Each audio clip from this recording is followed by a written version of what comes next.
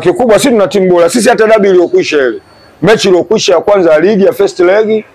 Ile mechi sisi hatukupoteza. Ile mechi sisi tumefungwa na Kayoko. Umeelewa eh? Kayoko ndio alofanya nini? Ndio aliyetufunga. Lakini kusema kwamba eti ile mechi tumefungwa na Yanga, sasa tujafungwa na Yanga. Si mwaka huu tuna timu bora. Umeelewa? Tofauti na misimu iliyopita mitatu waliotufunga. Sawa bwana.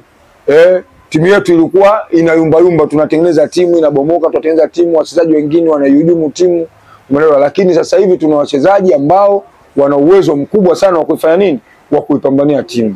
Kwa hiyo mimi sina wasiwasi kabisa na mechi ya tarehe 9.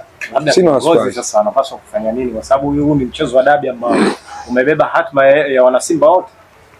Viongozi ni kuwa makini tu. Ni kuwa makini, waongee na wachezaji vizuri, wape mstakabali. Sawa eh? Mechi za kwanza tulipoteza vipi na sasa hivi tunaelekea wapi? Mimi naamini uongozi wangu bora ushaongea na wachezaji wao na unaiandaa timu. Kikubwa ni good game plan. Kwa sababu good leadership. Sawa, ni leadership ambayo ina good forecast, ina good plan, ina good coordination, ina transparent and accountability. Wakiwa na hivyo vitu vinne mechi tunashinda. Na kuiweka slogan yetu ya Simba nguvu moja, wao wamoja. Waitane. Kuna viongozi wale ma legend wa nyuma, wawaite. Umeelewa bwana, kina Kaduguda, kina nani, kina Mzee Dalali, kina kuna watu wameongoza Simba hii hawajawahi kufungwa hata game moja. Umeelewa? Hawajawahi kufungwa na Yanga kina Mzee Dalali. Unawaita mnakaa nao, jamani hapa mlifanyaje, hapa tufanye nini? Mechi ndio hii. Na hii mechi imebeba hatima ya nini? Ya ubingwa. Umeelewa? Kwa sababu hii mechi ukishashinda unajua biashara imefanya nini? Biashara imeisha.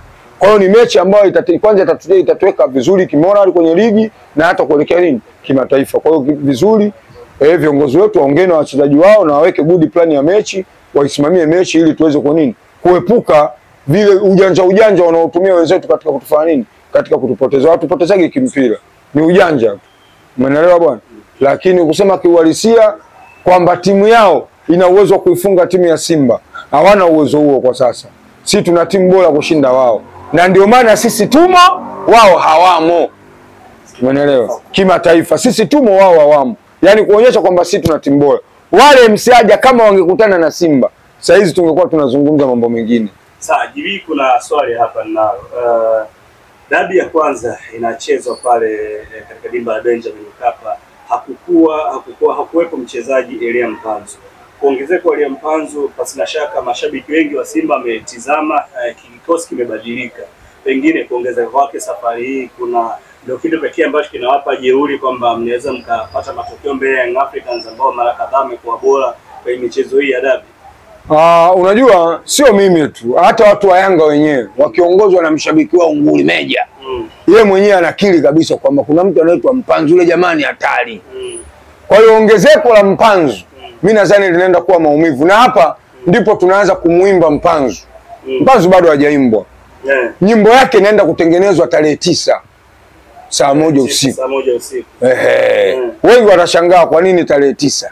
Hii mechi ni tarehe 9 kwa sababu sisi Waislamu siku yetu huwa kisheria adhana tu tayari siku ishabadilika. Kwa hiyo sisi tunahesabu tarehe 9 sio tarehe 8 tena. Umeelewa? Na kitaalamu mambo mengi huwa yanafanyika kwa kutumia utaalamu.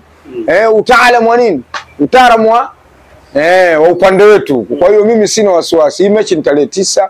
9 ukijumlisha na 41 unapata 50. 9 ukijumlisha na 40 unapata 49.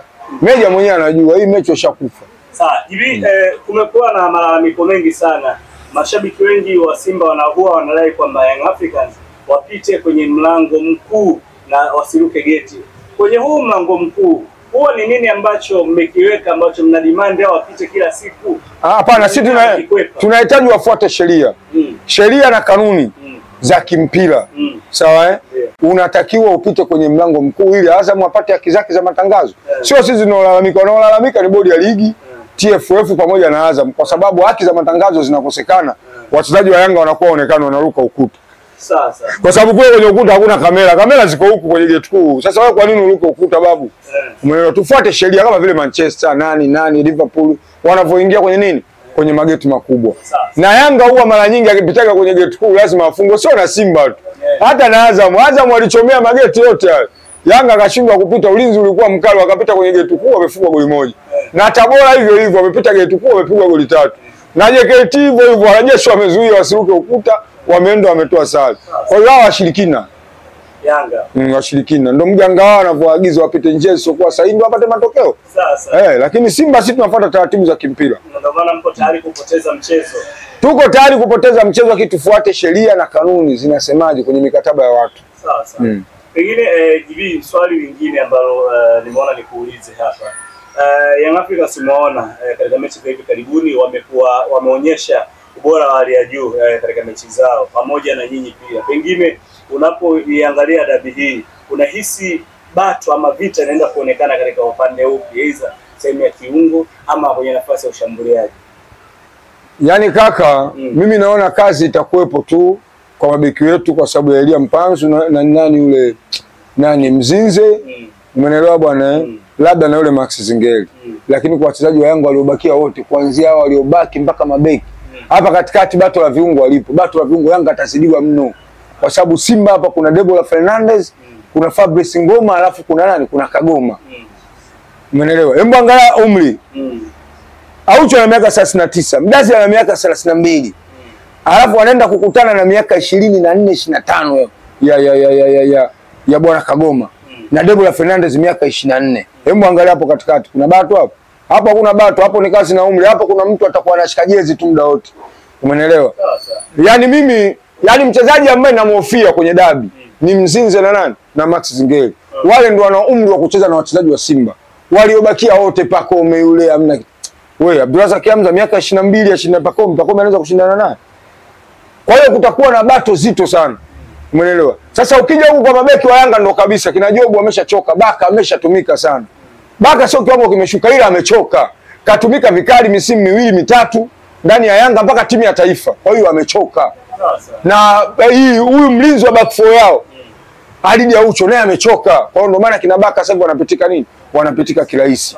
Kwa hiyo ndio maana ninasema kuna kazi Kip Dennis na kina Baka, alafu kuna Elia Mpanzu. Mara ya kwanza alikuwa Kip Dennis huyu. Penalty 3. Kip Dennis penalty 3. Sasa ameongezeka Mpanzu. Hivi wanakabika vipi hao watu? Na game ya kwanza ile bado kina Debola Fernandez, ukimwangalia huyu mtoto Chincha Zawa bado mazingira na mazoea hawajazoea. Sasa hivi washazoea mashabiki, washazoea kila kitu. Wameshakuwa wenyeji. Hivi inakuwaje? Itakuwa zama kubwa mimi nakwambia. Mpanzu Kip Dennis zama ni kubwa mno. Sawa. Hivi swali jingine ambalo nalo bwana, katika dabi iliyopita kati yenu pamoja na Azam tulishuhudia Simba kipindi cha pili kama vile mlikata upepo. Tunani kinakumba wachezaji wa Simba? Ile ni dharau. Hata mwalimu wetu naye Alibugi alichelewa kufanya sababu. Mbona alichelewa kufanya sababu? Kuna wachezaji walikuwa tayari washafanya nini? Washakata moto, lakini bado unakuta anafanya nini? Anaendelea nao tu mpaka kipindi cha pili mpaka mpira unakaribia kuisha. Lakini kikubwa Simba ukiangalia magoli mengi wanaofungwa wanakuwa na dharau dakika za mwishoni, aidha kipindi cha kwanza, za mwanzoni au za mwishoni. Huwa kuna na mental delay. Sasa wanaona kama mechi washafanya nini? Wameshaimaliza. Kwa hiyo hicho ndio kitu kikubwa, lakini kupitia ile mechi kuna lesson kubwa kwa sababu people learn through mistake. Through wrong. Kwa hiyo mimi nadhani watakuwa wamejifunza vikali na benchi la ufundi litakuwa limejifunza vitu vikubwa katika kuongea na wachezaji katika kuimaliza mechi pindi inapopatikana matokeo.